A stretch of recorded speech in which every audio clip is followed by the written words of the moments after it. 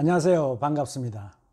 오늘은 전 시간에 이어서 재개발 재건축 사업에서 조합원이 되기 위한 자격에 대해서 알아보도록 하겠습니다. 들어보시고 도움이 되시면 구독과 좋아요 부탁드리겠습니다. 우리가 재개발 재건축 사업에 투자를 할 때 재개발 재건축 구역 안에 있는 부동산을 매입을 하면 무조건 조합원이 될 수 있다고 생각을 할 수 있습니다. 그러나 법에서 정하는 일정한 자격 조건을 갖추지 못하면 조합원이 될 수 없는 경우가 많기 때문에 조합원이 되기 위한 자격과 조건에 대해서 사전에 정확하게 확인해 보시고 투자를 하셔야 됩니다. 재개발과 재건축 사업의 조합원 자격에는 약간의 차이가 있는데요. 우선 먼저 재개발 사업에 대해서 알아보도록 하겠습니다. 재개발 사업의 경우 조합이 설립이 되면 해당 정비구역에 토지나 건물을 소유하는 자는 일정한 요건을 갖추면 모두 조합원이 됩니다. 토지와 건축물을 모두 소유했거나 건물만 소유해도 조합원 자격이 주어집니다. 그러나 토지의 경우에는 소유한 토지의 면적이 90제곱미터 이상이 되어야 조합원으로 인정이 됩니다. 무주택의 경우에는 종전에는 30에서 90제곱미터의 면적도 조합원으로 인정을 했는데 2010년 7월 30일 이후부터 신규로 사업지구로 지정이 된 구역은 조합원 자격이 되지 않습니다. 따라서 지구 지정이 된 시기도 잘 따져서 알아봐야 됩니다. 그래서 30제곱미터 미만의 토지 소유자는 조합원 자격이 주어지지 않기 때문에 현금 청산을 받거나 또 조합원 분양 신청 전까지 부족한 면적을 추가로 매입해서 90제곱미터 이상 면적의 요건을 갖추시면 됩니다. 해당 토지의 필지가 떨어져 있어도 보유 면적만 90제곱미터 이상이 되면 됩니다. 즉 무슨 말이냐면 정비구역 내에서 이렇게 떨어져 있는 토지를 보유해도 면적 요건만 갖추면 조합원으로 인정을 받을 수 있다는 얘기입니다. 그리고 조합원 자격 중에 일정한 제한을 두고 있는 경우도 있는데요. 한번 알아보겠습니다. 토지나 건축물의 소유권을 여러 명이 지분으로 이렇게 소유하고 있을 때는 그 지분 공유자 모두가 조합원이 되는 것이 아니고 그 공유자 중에 한 명만 조합원으로 인정을 해줍니다. 그리고 여러 명의 소유자가 한 세대에 속하는 때는 그 세대 한 명만 조합원으로 인정을 해줍니다.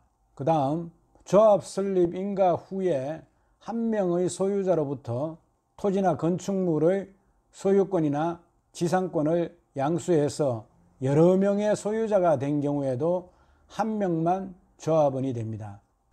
이것이 무슨 말이냐 하면 한 명이 여러 개의 물건을 가지고 있다가 팔았어요.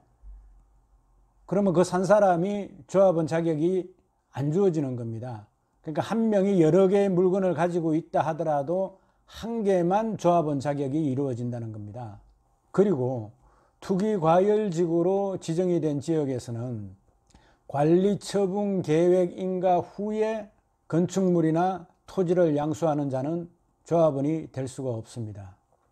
이외에도 시기나 또 사업 지구에 따라서 예외 조항이 많기 때문에 재개발 재건축 사업에 투자할 경우에는 해당 조합에 꼭 문의를 하셔가지고 법규나 조례 등을 확인한 후에 투자를 하는 것이 좋습니다.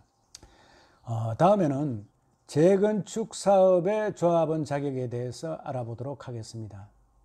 재건축 사업의 조합원이 되기 위한 조건에는 두 가지가 있습니다.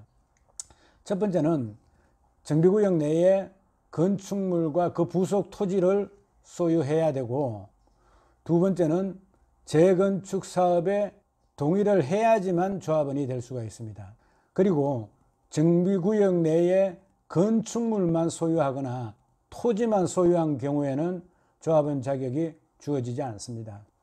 그리고 재건축 사업에 동의하지 않은 경우에는 조합에서 협의 매수를 하거나 매도 청구를 통해서 나중에 일반 분양으로 하게 됩니다. 그리고 마지막으로 정비구역 내에 무허가 건축물을 소유한 경우인데요. 이 무허가 건축물의 경우에는 원칙적으로 조합원이 될 수가 없습니다. 그러나 조합의 정관에 따라서 인정하는 경우에 한해서 조합원으로 인정을 받을 수가 있습니다.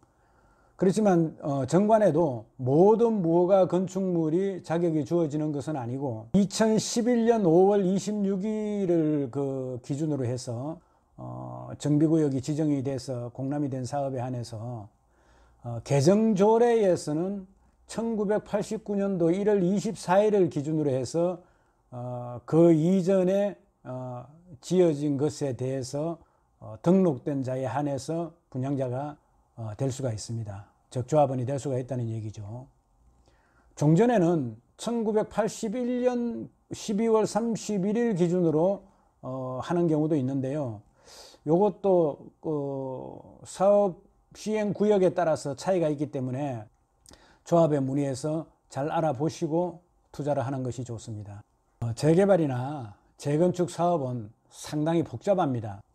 자, 다시 한번 정리를 해보겠습니다. 첫째, 재개발 사업 구역 내에 토지나 건물이 있으면 조합원이 될 수 있다. 일단 이때 토지는 일정 면적 이상이 되어야 한다.